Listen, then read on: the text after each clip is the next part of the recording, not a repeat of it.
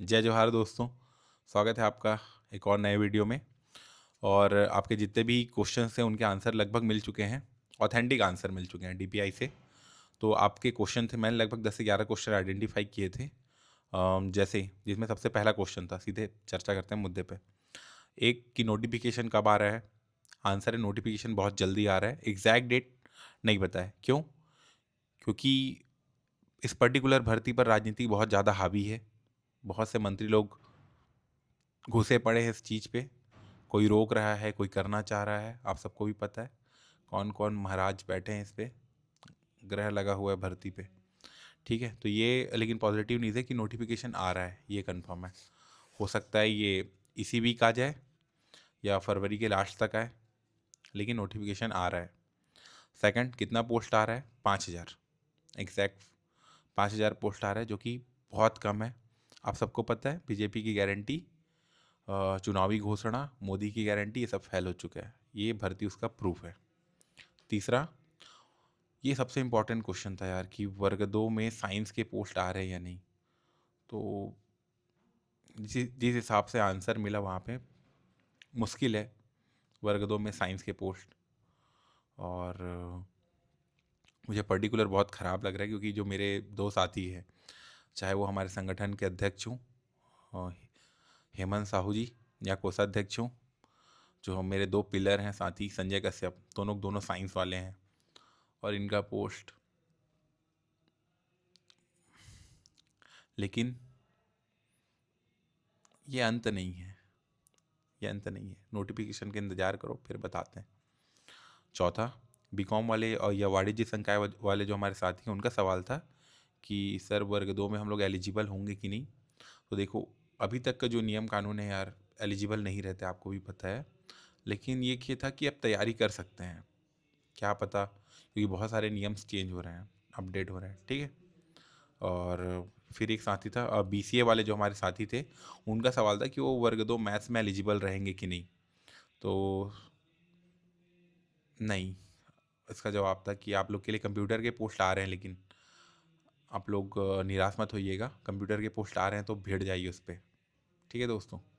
और एक था टोटल कितने पोस्ट आ रहे हैं? 5,000 यार, 5,000 ही आ रहे हैं, जो कि ऊँट के मुंह में जीरा बोल सकते हैं इसको, समुद्र में एक बूंद पानी के बराबर।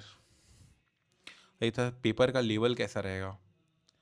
तो एक लाइन थी उनकी सर की कि पीजीटी में वही व्यक्ति सेलेक्ट होगा जो पीएससी क्रैक करने के लायक हो, जो डिप्टी कलेक्टर के बराबर मेहनत कर सके।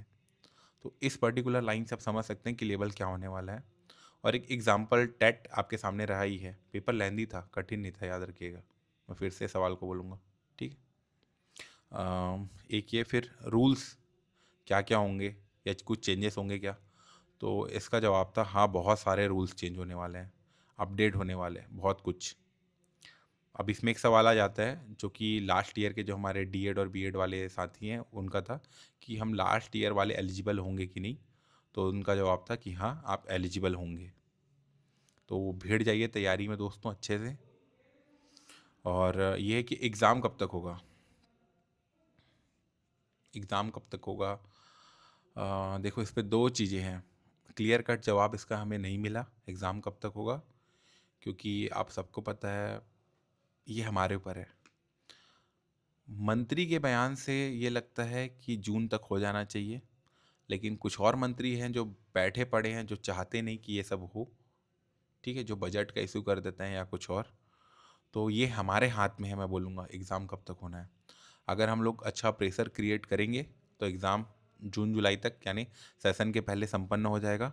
नहीं कर पाए, खिंचाएगा। ठीक है। अब एक और एक सबसे इम्पोर्टेंट चीज़ एक और, कि भर्ती कैसी होगी। यूट्यूब पे जो बहुत से चल रहा था, कोई ये सिलेबस बता रहा है, कोई कुछ सिलेबस बता रहा है। तो भर्ती विषयवार ही होगी वर्ग 2 में, ये कंफर्म है। अब जो आंसर मिला है वहाँ से, उसके हिसाब से भर्ती विषयवार ही होगी। उस हिसाब से आप अपनी तैयारी रखिए। लेकिन सिलेबस का ये नहीं है कि 70 नंबर का ही फलाना विषय होगा, 30 नंबर पे बाकी सब आएंगे, कि 50 नंबर का ये होगा। ये नहीं पता चला है, ये नोटिफिकेशन पे ही पता चलेगा। अब आगे हम लोग क्या करें, चाहे आप वर्ग 3 वाले हों, वर्ग 2 वाले हों या वर्ग 1 वाले हों, अपनी तैयारी में जी जान लगा दीजिए, क्योंकि लेवल इस बार अच्छा होने वाला है। और क्योंकि सामने वाले भी चाहते हैं कि जो मोस्ट एलिजिबल हो, जो मेहनती हो, वही आगे जाए। तो उस हिसाब से आप भी भिड़ जाइए।